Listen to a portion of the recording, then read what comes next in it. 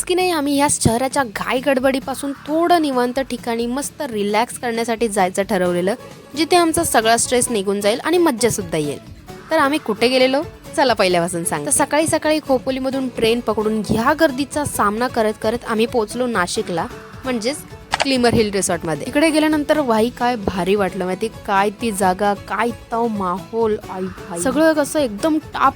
आता आम्ही लिटरली सकाळपासून ट्रॅव्हल करत होतो, त्याच्यामुळे मी जाम दपलो होतो. म्हणलं पटकन जाऊया आणि पहिले जेवण करून घेऊया. त्याच्यामुळे मस्तपैकी जेवण केलं आणि ते जेवण जिरवण्यासाठी मस्तपैकी टेबल टेनिस खेळ. इंडोर आणि आउटडोर दोन्ही गेम खेळण्यासाठी खूप मोठी स्पेस सुद्धा होती. त्याच्यामुळे टेबल टेनिसचा आमचा बॅडमिंटन झाला. आम्ही तेच खेळण्यामध्ये मज्जा केली. सो मग मस्त एन्जॉय करत करत दुपार झालेली होती. त्याच्यामुळे म्हणलं थोडंसं आपण चिल करूया. त्याच्यामुळे सगळेजणी एकत्र बसल्या, गप्पा वगैरे मारल्या आणि हे करता करता कधी 4 वाजले ना समजलंच नाही. त्यामुळे पटकन चेंज केलं आणि डायरेक्ट स्विमिंग पूलमध्ये आलो. पाण्यात गेल्यावर भाई एवढं रिलॅक्स वाटलं ना की काय सांगू. आजूबाजूला मस्त डोंगर आणि मस्त अशी मोकळी हवा, एवढं भारी वाटत होतं ना तो माहोल.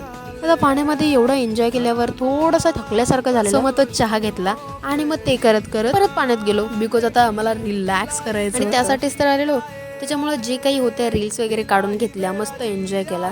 आणि खरं सांगते भाई, कधी कधी असं रिलॅक्स करायचं ना खूप गरजेचं. आणि हे करता करता लिटरली रात्र झाली. म्हणलं आता चला यार खूप झालं. त्याच्यामुळे आम्ही पटकन पाण्यातून निघालो आणि मस्तपैकी चेंज करून आंघोळ करून पटकन जेवायला आलो. जेवण केलं आणि मग आम्ही परत वरती गेलो टेरेसवर हा नाईट व्ह्यू एन्जॉय करण्यासाठी. भाई एवढे फोटो काढले, व्हिडिओ काढले, जे करायचं ते केलं आणि मस्तपैकी मग ते झाल्यानंतर मग खाली आलो. खाली आल्यानंतर मस्त सगळेजण एकत्र बसले, टीव्ही बघत बसलो. ह्या कोझी वाईब मध्ये गाणे बोलत होतो, मज्जा करत होतो आणि एकदम भारी फील होत होतं. लिटरली फक्त 999 रुपीजमध्ये एवढा भारी एक्सपिरियन्स जर तुम्हाला पण घ्यायचा असेल ना तर तुम्ही सुद्धा नक्की विजिट करा ग्लिमर हिल रिसॉर्ट. रात्रभर आम्ही तिथे स्टे केला होता, पण आम्हाला सकाळी लवकर उठून जायचं होतं. त्यामुळं मग सकाळी पटकन उठलो आणि असे सुजलेले तोंड घेऊन तिथून डायरेक्ट निघालो.